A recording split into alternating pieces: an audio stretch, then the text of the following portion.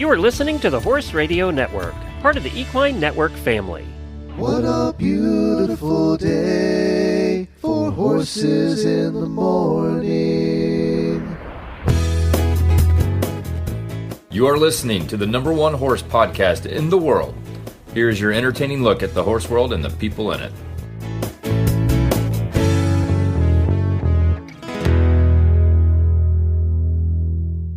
I am Coach Jenn from Ocala, Florida. And I'm Mary Kitzmiller from Kent, Texas, and you're listening to Horses in the Morning on the Horse Radio Network for March 5th, episode 3896. Good morning, Horse World.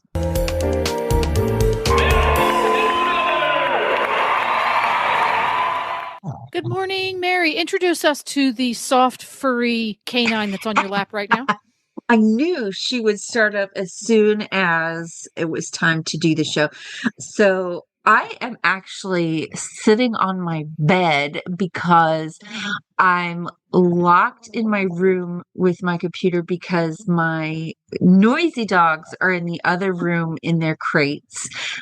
And I don't want them to cause a ruckus. So I have my dog Magpie, she's supposed to be a Chihuahua, but she looks more like a footstool. She's like that dog in Beauty and the Beast that's like a footstool throughout most of the movie. And she expresses herself by oinking, and so she's woken up and is gently oinking. Yes. Aww, and I'm like, so if she's too annoying, I can punt her across the room, no problem.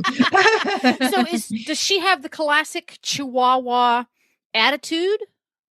No, she is a sweet angel on earth. She is the best dog. She's my daughter, actually. She's just my most cherished, weird little dog. So she's the teacher's pet, that one. Yes. She has never done anything wrong in her life, ever. Oh, I love it. Well, welcome to the show, Magpie. We are glad that you stopped by, and we will enjoy your vocalizations throughout. Awesome. She appreciates it. So for folks who haven't stopped by recently or never stopped by to visit with us here on the Mary Kitzmiller training episode, Mary stops by the first Thursday of every month, and we chit chat about all things horse training, and we answer questions submitted by listeners. But the other thing we do is we get to enjoy the benefits of Mary's wisdom because she provides us a training tip each month. So this is the point where we do that. So what is the training tip and what inspired it? So the training tip this week is something that I learned when I was working in reining barns, and it's pretty much inspired by it's show season here. It's getting ready to ramp up. And so my training is getting a little more intense as we're trying to get certain maneuvers down pat and everything. So at the reining barns, we were preparing all of these young horses for the futurity, which is like this huge deal. It's a lot of work for a 3-year-old to go through. And us assistant trainers would sometimes get tunnel vision and just want to drill and drill and drill and drill, because maybe the lead changes aren't just quite right. So we have to keep working on them until they're perfect, or we're having trouble with spins, or yada, yada, yada, yada. And our boss from time to time would have to tell us to calm down, and it was more important to work on the horse's mind than to drill on any specific maneuvers. So, he would tell us, go take that horse outside, pitch the reins away, and just ride him around for a day or two. And when you're in that tunnel vision, it's really hard to do that because you're like, but we keep messing up our lead departures. It's not perfect yet, so we have to do it. And the boss understood that if you kept drilling and drilling and drilling like that, you're gonna fry that horse's poor little brain. So every once in a while, if you're really focused on something in particular, or you feel your horse is getting maybe agitated or nervous or shut down, take them out in the pasture and just ride around on a loose rein. It's not a wasted ride. It's part of training. You're training their mind. And, especially if you ride Western, sometimes it's good just to pitch that horse away, meaning, give him a nice big loose rein like you're going to do in the show pen, and just let them carry themselves and steer them around, and let it be a short, uneventful, easy ride, and make it a good win for both of you. Ooh, interesting. So let me toss a scenario your way. You have a horse who is worked a lot in the arena, but for the most part, when it's under saddle, I'm going to use my air quotes, it's working. And you very rarely throw the reins away, just let them go on a long, loose, loopy rein, because every time you do that, they act stupid. What does that tell you about the horse's frame of mind and the training system you're using? That tells me that horse is overly dependent on me micromanaging them and trying to hold them together. I don't have a problem with riding on contact a lot. I know, especially in the English world, that's what you do with some exceptions. It's okay to ride your horse on contact, but if I am noticing that anytime I loosen those reins, my horse is acting silly, that tells me I've got a pretty big hole in the basics of my riding, and I need to kind of put everything else on a shelf, and we need to work on letting that horse have security, even if I'm not holding them in place all the time. And so how do I do that? For instance, I had a horse the other day who went through this exact same thing. We were outside.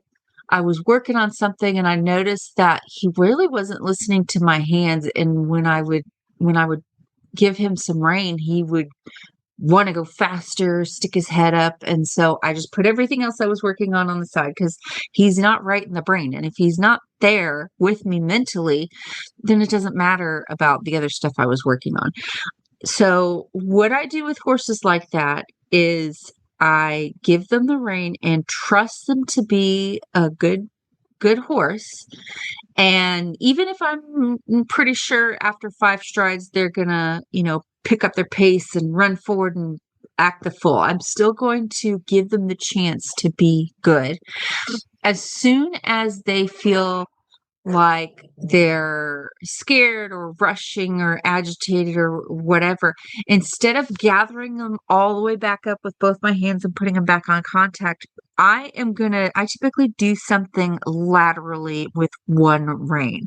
So that could be a one rein stop. That could be bending them in a circle. I love doing bending transitions. So the other day I had a horse that was really unsettled by some cattle in the field in the field across the street.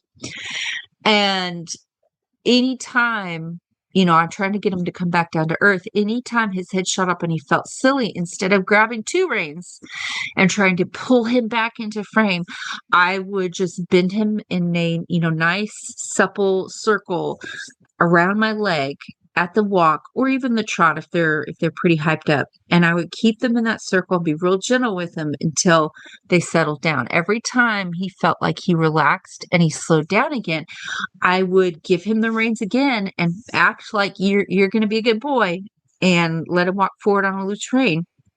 Anytime I felt him get agitated again, I'd just bend him in a circle the other way. And we did that for a good solid 10 to 20 minutes of just bend this way, loose rein. Okay, bend that way, loose rein. Toward the end of the exercise, I was able to walk him several feet on a loose rein. And then he would go, oh, no, I decided I'm nervous again. Okay, let's bend the other way. And so that's what I would work on that horse for however long it takes. And it's very gentle. You don't want to be quick with your hands. You want to be ready, because if it is a horse that's maybe thinking of running off or something really serious, you want to be on the ready to gather up the reins and manage your horse.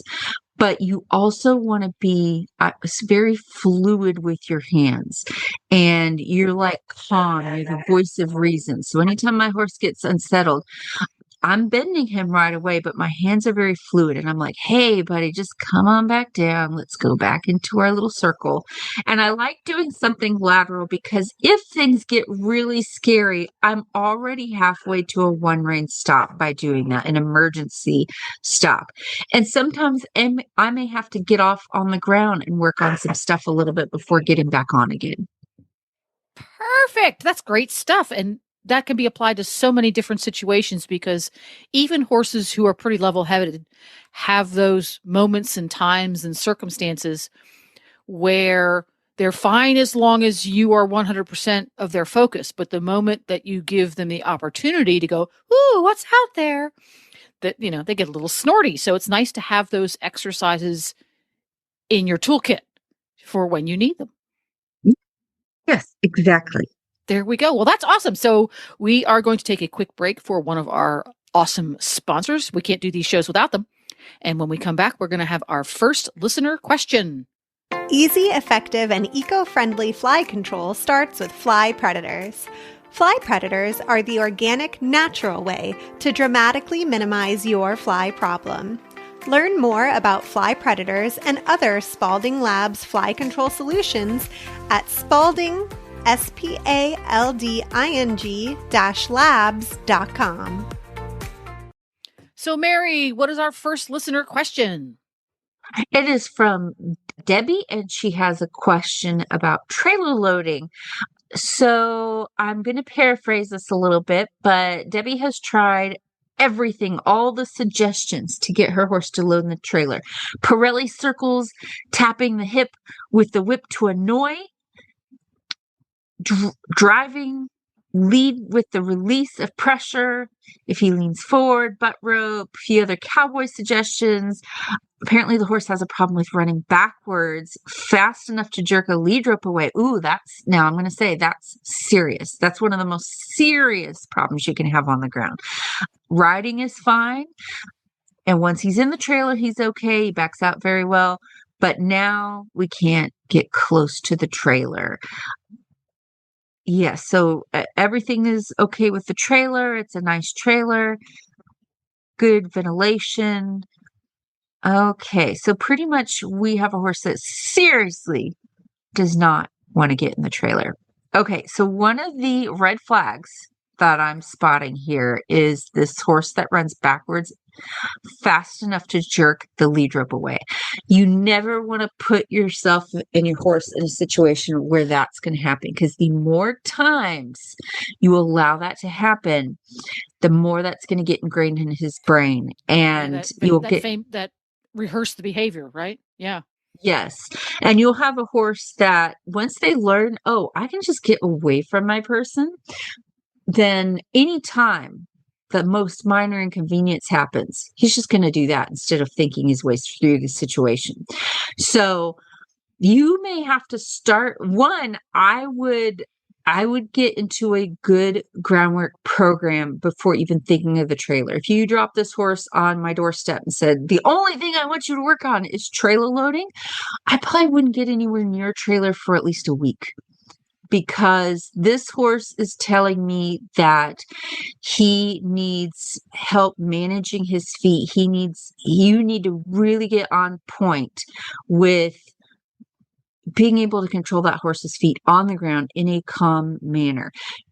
For this horse, trailer loading is like the Super Bowl. It's the pinnacle of what you can do with him. And so I'm not going to start there, right, on the most scariest important thing that I need to work on. I'm going to go back to the arena and work on my groundwork. So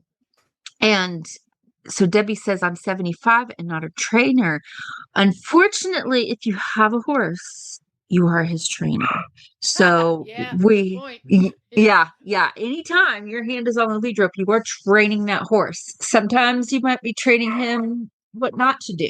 So if you feel like it's an issue of, man, I'm just not in the position to be able to manage all of this stuff, hire a trainer to help you work through this.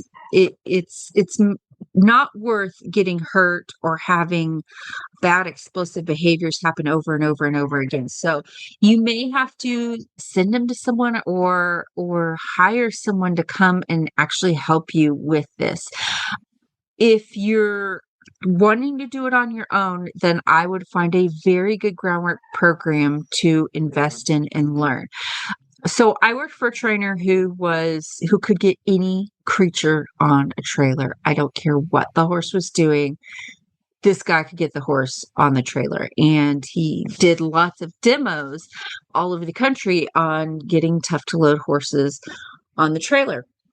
And the thing is, a lot of people would see what he was doing, which involved a lot of quote unquote Pirelli circles.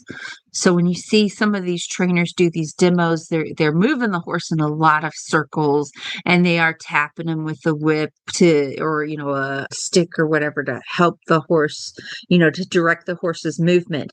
And I would have people come up to me, the assistant trainer, and ask questions about it when they couldn't talk to the main guy. And they say, well, I tried all those circles you did, but they didn't work. And what I'd have to explain over and over and over again is it's not just doing circles. Circles are not what got that horse on the trailer.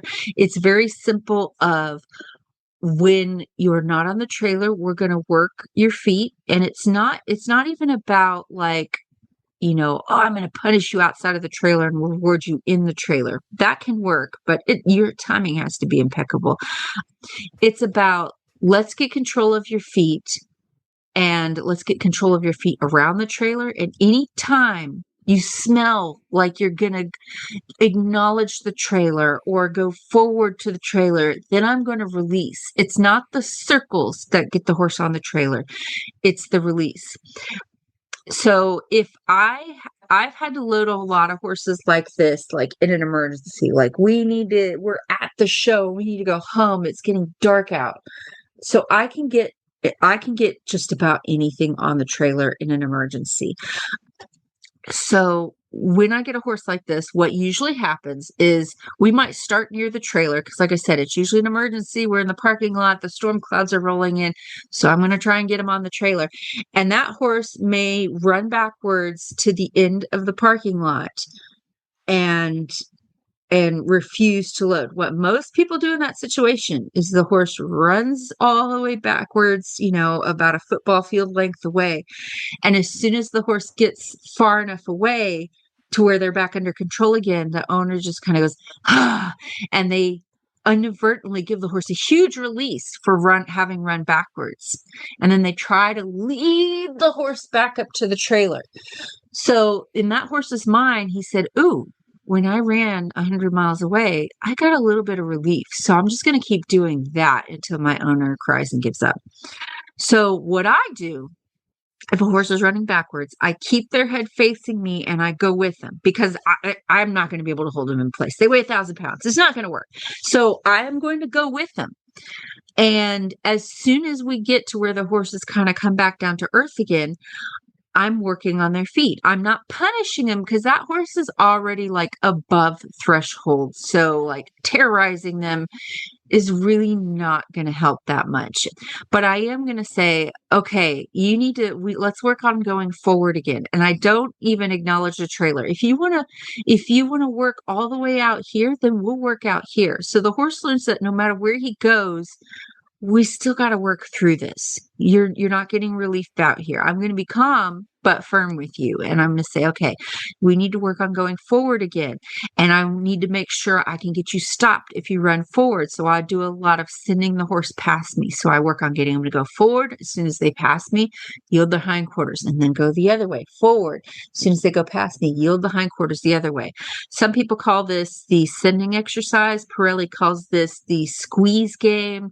Almost every clinician I know has a version of this. So you can find videos online if you're having trouble visualizing what I'm saying. So I'll do this several times until the horse kind of comes back to earth and is listening. And then what I do is I keep doing this exercise, but I start taking steps toward the trailer. But I'm just sending the horse past, yielding the hindquarters. I take another step forward, send the horse past, yield the hindquarters. I take another step forward. Now, it might take 5 minutes, 10 minutes, 20 minutes, half an hour, but eventually we'll get near the trailer again. Now, what my predator mind might be tempted to do is, oh my gosh, we're so close to the trailer. I'm going to shove that horse on right now before he has a chance to run away again. What I actually do is I get my horse within an acceptable distance of the trailer where I think he's still going to be thinking and with me, not wanting to run backwards. And I'm going to keep gently sending him back and forth and back and forth. And when I feel him calm down and relax even a little bit, or, we've made like some sort of breakthrough and we're in the vicinity of the trailer again, what I do is I release. I don't let go of the rope, but I take a big release, loosen the rope, and then I walk the horse away from the trailer. I'm like, that's all I was looking for, was just for you to keep your head on straight. And guess what? When you're paying attention and you're working with me instead of against me, I'm going to give you the relief you're so desperately looking for. And I'm going to take him over and I'm going to graze him somewhere for a bit. And I will do this even if it's a situation where it's like, we got to get on the trailer right now. I've loaded a lot of horses at the end of clinics, at the end of the day at clinics where the horse is like, I'm not wanting to get on, and everyone's tired and we want to go home. I will still act like I have all the time in the world. And I'll take the horse away from the trailer, let him have a breath, because that's what the horse is looking for. He just needs relief. And I'll show him when we get relief. So for some horses, it's a win if I can get within 50 feet of the trailer. So I'm guessing this horse is one of those where getting in the trailer is just so unfathomable for this horse. So maybe when I started the lesson, I couldn't get him within, 20 feet of the trailer. And I keep working on him all around the trailer, just working on my groundwork. Let's get him to go forwards and backwards and left and right and listening and calm. And anytime he does those things well for me, and he does them a little bit closer to the trailer than we were before, big release. If I have days to work on this is even better. Maybe I put him away for the day. And only when he is calm and listening all around the trailer, all around the sides, front, back of the trailer, then will I start thinking about getting him on the trailer. So this horse sounds like he's got a huge threshold of, I don't want to go anywhere near that thing. That's what you've got to overcome first. You can't get him on the trailer if he's terrified within 50 feet of the trailer. You just can't.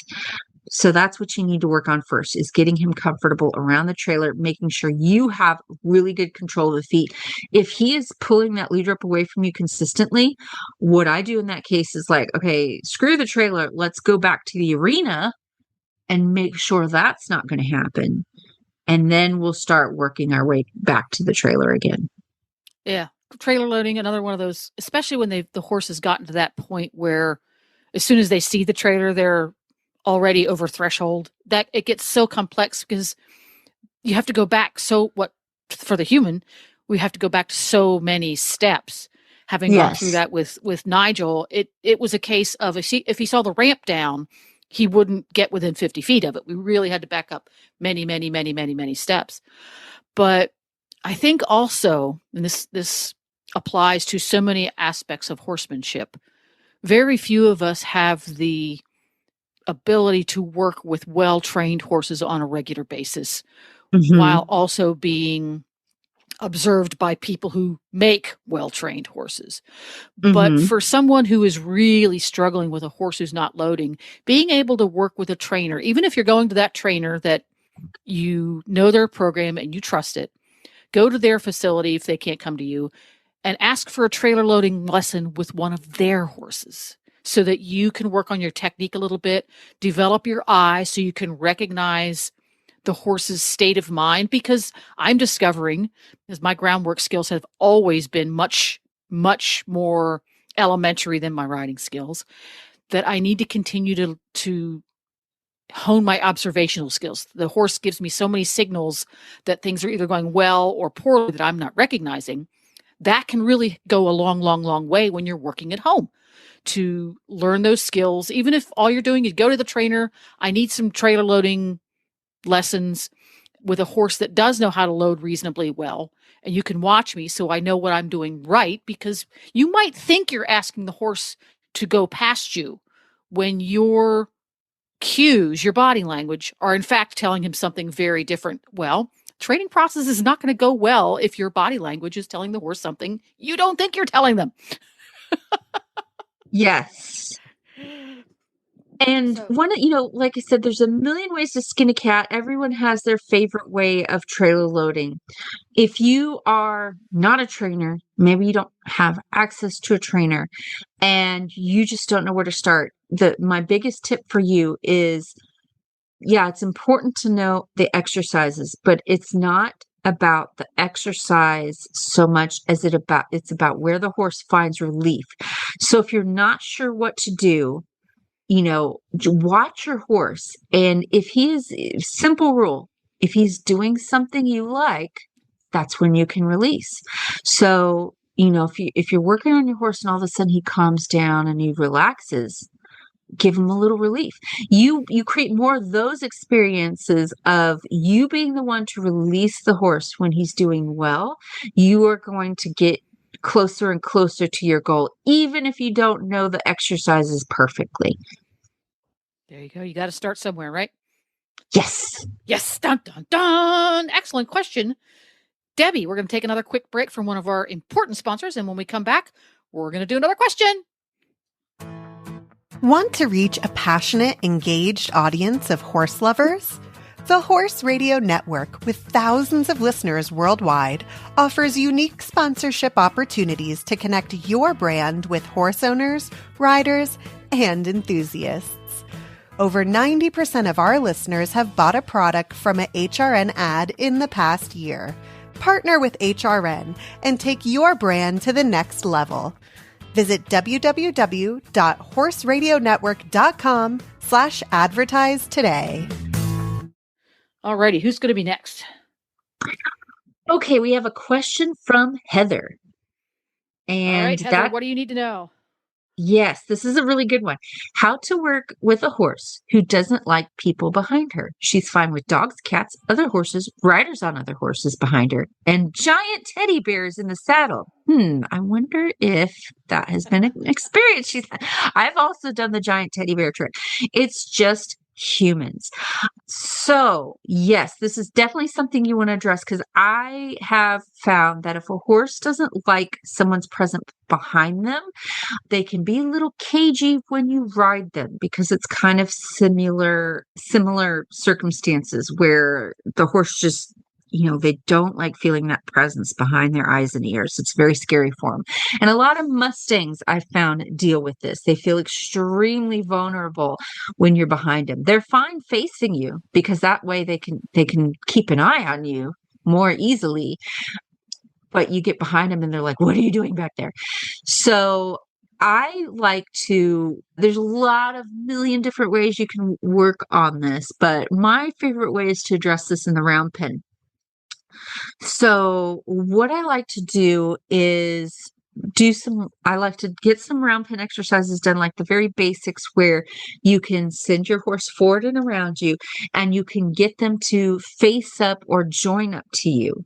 And again, this is, a lot of people have different ways to accomplish this. I know Monty Roberts is like the king of this, but I would do your research on some round pen exercises to where you can send your horse forward and you can get him to hook onto you.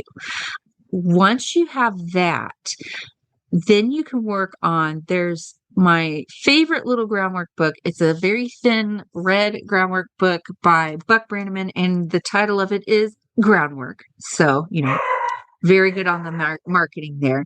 And it's got black and white photos in it. And there's an exercise toward the end where he is driving the horse from the ground in the round pen, but it's like invisible long lines is what I call it. And I think he might call it that too. So how you start this, I'm going to try and explain this, is you get the horse to hook onto you.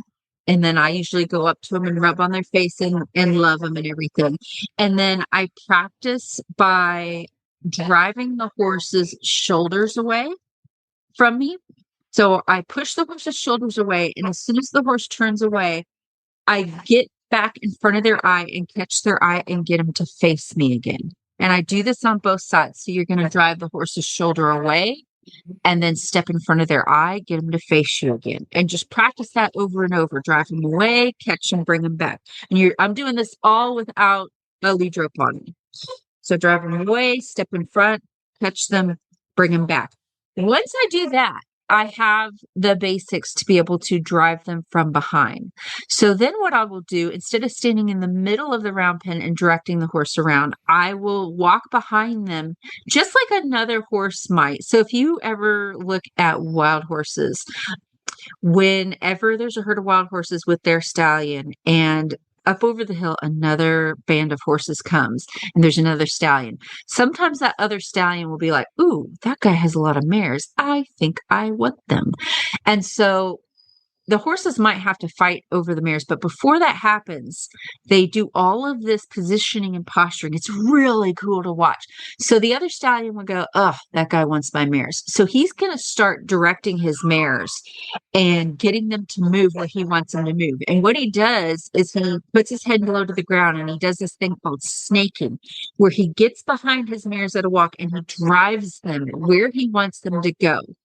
So for a lot of horses that are really scared of you behind them, sometimes it's because they feel insecure. They feel like, oh, this person is trying to dominate me. And I don't know if I want to give in to them just yet. So I will do this exercise in the round pen, which is very similar to how another horse would move them. So, horses, when they're trying to get other horses to follow them, they're not like running in front of them going, everybody follow me. They'll drive them where they want them to go. So anywho, I will walk behind that horse and just gently, and I don't use, unless the horse is really kind of dull and quiet, I don't use like a flag or anything. I'm usually just using my body language.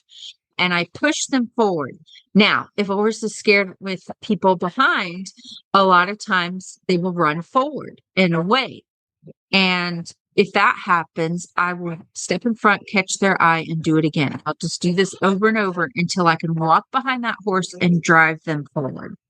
So once I get the horse to where I'm on the rail, they're on the rail, I'm walking behind them and gently pushing them forward, they're not running forward, I can actually start steering where they go.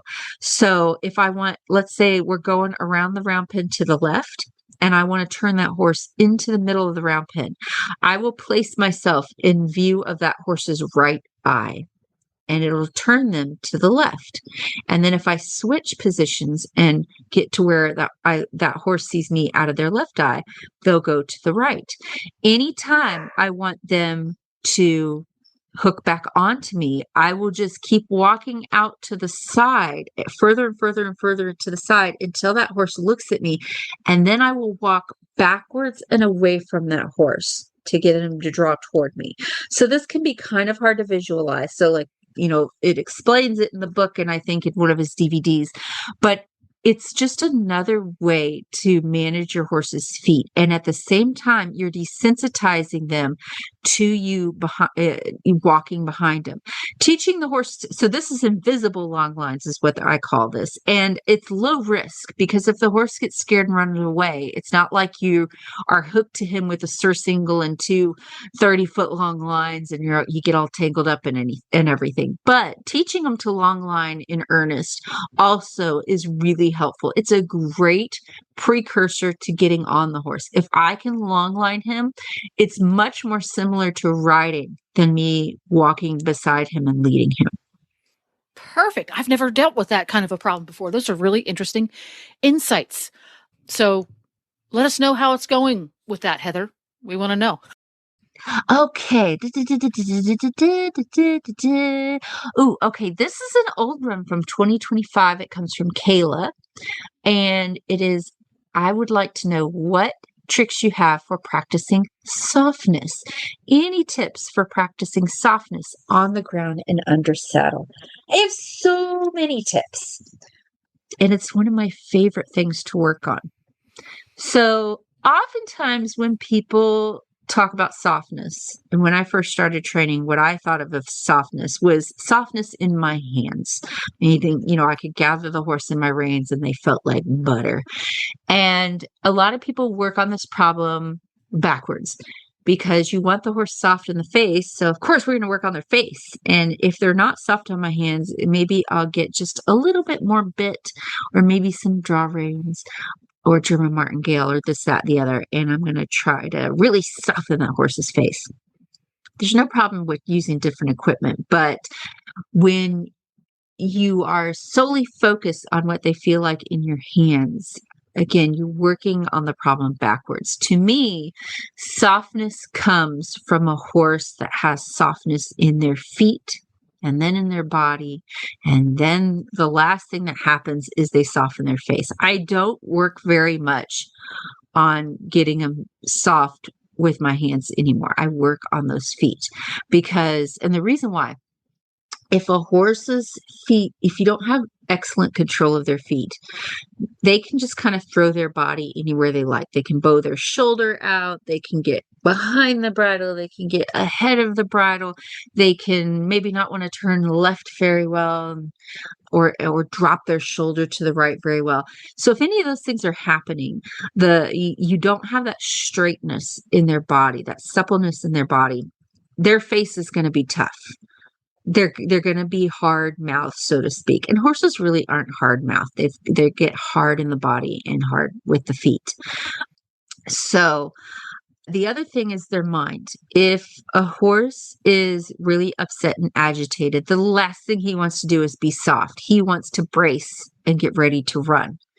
So if I have a horse that's dealing with that, I need to work less on trying to soften him up and more on, let's get your brain back down to earth.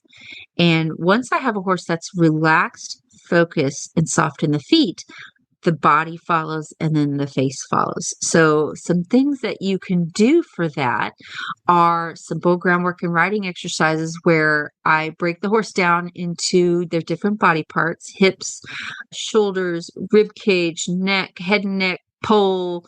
I probably missed something there, and I work on exercises that will get all of those body parts soft and supple. So I'll work on getting the hindquarters to where I can easily move that hindquarters left and right. And I'll practice that until the horse does it easily on a really light cue. Same with the shoulders, same with the rib cage. I'll teach that horse to give their head and neck laterally left and then right.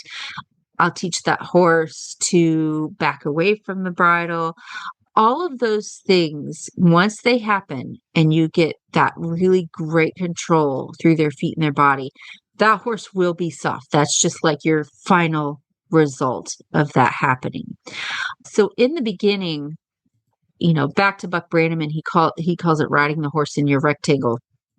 When I start a colt, I'm trying to keep them in this imaginary rectangle.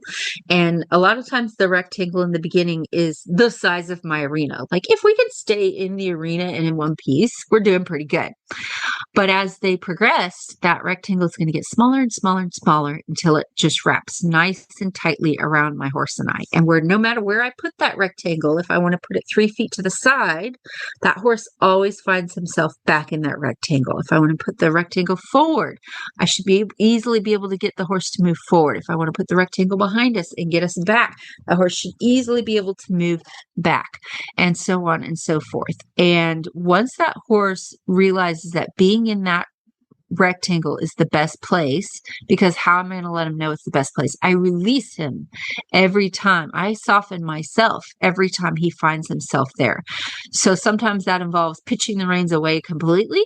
Sometimes it involves just, I'm going to open my fingers a little bit and let him know, and I'm going to relax my cues and take my legs off of him a little bit and let him know where you are right now. That's where I want you to be. So again, like with the trailer loading, it's not the special exercises we do that teach us so much as the release. Where am I going to release? And if you don't know where to release, just think, do I like what my horse is doing right now? And if I do, okay, I'm going to reward that. So the release is what teaches. There we go. Dun, dun, dun. Going to take another quick break, our final break of the day, for one of our important sponsors. And when we come back, we're going to do our final question of the day. Whee! Woo-hoo. You can enjoy your favorite equine videos all in one place with Ride TV, the ultimate equine streaming platform. The newly relaunched Ride TV has all the series you love, like Rockstar Vets and Mini Horses, plus top-tier training videos and event footage from barrelracing.com and Horse and Rider on Demand. Whether you're ready to relax with your favorite series, binge watch competition footage, or train with a world champion, subscribe to Ride TV today for only $19.99 to see where your ride takes you. Visit ridetvgo.tv to subscribe. What is our final question of the day? Okay, I may have answered this question before, but I think it's a good one to repeat. And it's from Christy. And she says, my pony doesn't like his back legs touched, or his hind end touched by hand. He's fine with sticks, ropes, but when I try to touch him with my hands, he gets agitated. Okay, so I like, Christy, that you have started with sticks and ropes, and why we might do that, for in case anyone is unaware, is because if I touch his back with like maybe a good long whip, or I throw the rope back there and the pony loses his mind and kicks to the moon, that stick's probably not going to get hurt, but I might. So great job, like getting him prepped with something that can take a little bit of damage rather than your own body. So usually with a horse like this, just like the trailer loading horse, I will find that horse has a much bigger threshold than I anticipated. I don't think Christy is doing this, but oftentimes when someone says, my horse won't pick up their feet, they try to solve the problem by going right to that horse's fetlock and picking up the foot. But that horse may not like you touching his rib cage. And because that's how big his like, don't touch me bubble has gotten. Yeah, and if that bubble's very big. Yes. Sometimes in the case of a Mustang, they're like, I don't like you being in the round pen with me. So I'm going to work on that before I get to the feet. So you need to find where that threshold is. And sometimes if it's the back feet, sometimes I'll start by their shoulder, and I'll stand by their shoulder and I'll just start doing approach and retreat. So I like to rub the horse on the shoulder. And then in that shoulder I'll find a place where that horse is like, I'm fine with you touching me here. And that's going to be my retreat zone. That's the area of their body I will retreat back to every time. So then I'll move my hand further down. Okay, let's go across your back. And then I'll go back to the shoulder. Okay, the back was okay. So I go back to the back. Okay, let's go up over your rump. And then back to the shoulder. So I will look for subtle signs, because the horses will give them to you. That's the horse is saying, I don't really like you there. So let's say I get up over the horse's rump, and or horse's ears suddenly flick back toward me, and maybe they start kind of shifting back and forth a little bit. So that tells me, okay, this is my starting point, not the foot. So I'm guessing this pony probably has an issue like that. So my goal is I put the touching the feet on the shelf, and I'll go, okay, you don't like me touching you over the hip. So that's my focus. I'm going to get to where you are so comfortable with that it is the most boring thing in the world for you. I may never get a horse that likes to be touched back there, but I can get one that tolerates it and feels safe when I'm back there. We all have our own quirks and stuff. I don't particularly like hugs, but I have been socialized and I can accept hugs and give hugs when needed. It's just not my thing. So, it's okay if my horse has areas where they're like, I don't really like you when you pet my face, but I'm still going to get them to accept it. So anyway, I'm going to go to the hip, and I'm going to stay there it's an area where the horse doesn't want to run away or kick out or anything, but you can sense the uncomfort is there. So I'm going to stay in that uncomfort zone until I see a change. Maybe the horse relaxes back down again. They relax their ears, they relax their eyes, maybe they look and chew. Once they do that, I will retreat away back to the safe zone and let them know, hey, if you tolerate that, I'm going to get out of your space. And then I'll work my way back down to the hip, and maybe they're fine with the hip now. So as soon as they're fine with that, I'll work in an inch forward from that place and then go all the way back and retreat. Once I get a horse that's getting pretty good at this, I won't retreat all the way back to the shoulder. I'll retreat back maybe to their back, or, I'll just retreat back a little bit so you don't have to go back and forth so much. And you work your way down, so on and so forth. I'm going to do the hip. I'm going to do, I don't know what that body part is. It the gaskin? I'm really bad with anatomy. From the area from the hip to the hock, I'm going to work on that. And then I'm going to, keep retreating back. And then I'm going to work past the hock and down and just keep working. And I'm going to get my goal before I even pick up that horse's back foot is I want to be able to rub that horse's back leg inside and out with both hands easily without him moving or becoming agitated. Once I get there, then I can start thinking about touching or picking up the back feet. Very interesting. And you touched on something as you went along there. You'll occasionally have a horse that doesn't like their face rubbed and stuff. You've trained a lot of different horses over the years. How common is it that you come across one who has what seems to be a hardwired aversion to having their face petted? Because that's the place we all tend to go to, that whole rubbing between the eyes thing. And some, like Scooter, for example, doesn't like his muzzle touched, despite, or even between his eyes, despite the fact that he chews on everything. Don't you touch my face. I can do my own rubbing. Is that something that you come across a lot? Rarely? Yeah, I think every horse has an area that they're like, well, this doesn't really do it for me. Of course, I train my horses to accept everywhere because I need to get a bridle on them and I need to do that. Like Remy, for instance, he doesn't dislike being rubbed on the face, but it doesn't really do anything for him. It's not particularly rewarding for him. He's just like, okay, whatever. But he does love the front of his neck being scratched. So if I'm ever petting or scratching for a reward, I make it my mission to know where every one of my horses likes to be rubbed and scratched. And so anytime I want to reward them, instead of doing what I think is going to be rewarding, which is like a face pet, I'm going to find, this horse really likes when I scratch above his withers or the front of his neck or on his chest, and some horses just love being having their face pet. So I just make it known of, you don't really like this too much. This is what you actually like. While again, it is important. It's good animal husbandry practice to get my horse to where I need to be able to touch every body part because maybe I need to doctor that area. I also, I just understand that that's not really your thing. Yeah, I think that's an important distinction that we need to make. And I think it probably applies more even when we're in the saddle than when we're doing groundwork. If your horse loves to have his ears scratched, which I've just recently discovered, James loves his ears scratched.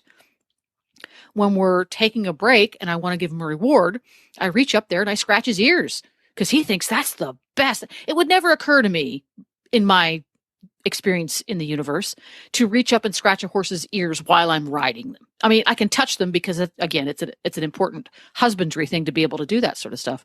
But as a reward, that's not my go-to. But I discovered quite by accident that he thinks it's awesome. So I've added that to my toolbox. So as you're going through this learning process with the horse that you have, you're going to maybe discover places that he really loves to be touched and scratched and rubbed. And you can add those to your toolbox on the reward side of your training program. Yes. There's a great quote from really good clicker trainer, Alexandra Curlin. I've talked about her before, but she says, every horse needs their own primate. And what that means, typically when we talk about prey and predator, us humans tend to think of ourselves as like a lone wolf. I'm a majestic wolf. It's like, no, we're apes pretty much. I mean, that's what we do.